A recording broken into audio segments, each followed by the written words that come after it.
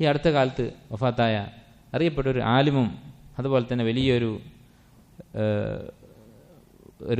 സ്വാലിഹായ മനുഷ്യനായിരുന്നു സൗദി അറേബ്യയിൽ ജീവിച്ചിരുന്ന സാലിഹ് അൽ ഹുസൈൻ എന്ന് പറയുന്ന വ്യക്തി. അദ്ദേഹം ഒരു ആലിം എന്നതിനേക്കാളും ഭരണരംഗത്തുണ്ടായിരുന്ന ഒരാളാണ്. 2 ഹറമുകളുടെയും ഉത്തരവാദിത്തം ഉണ്ടായിരുന്ന ആളാണ്. കുറച്ച് മുമ്പ് ഒരു 10-20 വർഷം മുമ്പ് അദ്ദേഹം മരണപ്പെട്ടു ഏകദേശം. അദ്ദേഹത്തിൻ്റെ സഹോദരൻ ഷെയ്ഖ് സഅദ് അൽ ഹുസൈൻ അറിയപ്പെട്ട ഒരു ആലിമാണ്. ഇദ്ദേഹം ഒരു എൽമുള്ള വ്യക്തിയാണ്, പക്ഷേ കൂടുതലും അദ്ദേഹം ഈ ഹറമിൻ്റെ ഭരണത്തിലായിരുന്നു ഉണ്ടായിരുന്നത്. അദ്ദേഹത്തിൻ്റെ ചരിത്രം അദ്ദേഹത്തെ അറിയുന്ന മറ്റു ചില ഉലമാക്കൾ എഴുതിയിട്ടുണ്ട്. ഒരിക്കൽ അദ്ദേഹത്തെ മക്കത്ത് വെച്ച് ഈ തവാഫ് ചെയ്യുന്ന സ്ഥലത്ത് അല്ലെങ്കിൽ സായി ചെയ്യുന്ന സ്ഥലത്ത് ഹറമിൻ്റെ പരിധിയിൽപ്പെട്ട ഒരു സ്ഥലത്ത് വെച്ച് ഒരു കസേരയിൽ ഒരു വയസ്സായ സ്ത്രീയെ തള്ളിക്കൊണ്ടുപോകുന്ന ഒരു സ്ത്രീ അറിയാതെ ഇയാളെ ശരീരത്തിൽ വന്ന് ഇടിച്ചു. ശ്രദ്ധിക്കാതെ ഈ ഷെയ്ഖിനെ വന്നിട്ട് ഇടിച്ച് അങ്ങനെ ഒരു ചെറിയ അപകടമുണ്ടായി. ആർക്കും കുഴപ്പമൊന്നുമില്ല.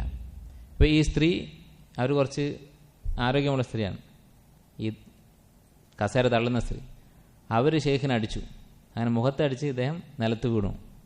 നിലത്ത് വീണ സന്ദർഭം കണ്ട ആളാണ് പറയുന്നത്. അദ്ദേഹം പറയാണ് ഷെയ്ഖ് ചിരിക്കുകയാണ്. 2 ഹറമിൻ്റെയും ഭരണാധികാരിയാണ്, അതിൻ്റെ 2ൻ്റെയും ഉത്തരവാദിത്തമുള്ള വ്യക്തിയാണ് അദ്ദേഹം.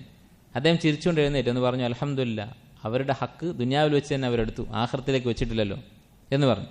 അപ്പോൾ അള്ളാഹു സുബ്ഹാനഹു വ തആല ചെറുതും വലുതുമായ കാര്യങ്ങളെക്കുറിച്ച് ഹിസാബ് നടത്തും എന്ന ബോധമുണ്ട്. ഇതുപോലുള്ളൊരു സംഭവം ഇമാം അബൂ ഹനീഫ റഹിമഹുല്ലാ അദ്ദേഹത്തിൻ്റെ ചരിത്രത്തിൽ കാണാം.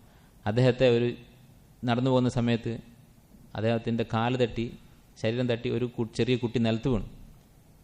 അപ്പോൾ ഈ കുട്ടി എഴുന്നേറ്റിട്ട് അദ്ദേഹത്തോട് പറഞ്ഞു, നീ ഖിസാസിൻ്റെ ദിവസം സൂക്ഷിക്കുക, എൻ്റെ ഹക്ക് എനിക്ക് തിരിച്ചു കിട്ടുന്ന ദിവസം വരാനുണ്ട് എന്ന് പറഞ്ഞു.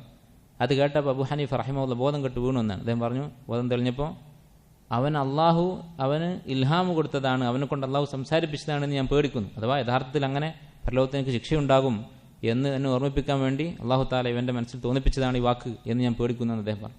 അപ്പോൾ അള്ളാഹുവിനെ കുറിച്ച് അത്രയും ബോധത്തോടെയാണ് ജീവിക്കുക. അതാണ് എൽമിൻ്റെ ലക്ഷ്യം.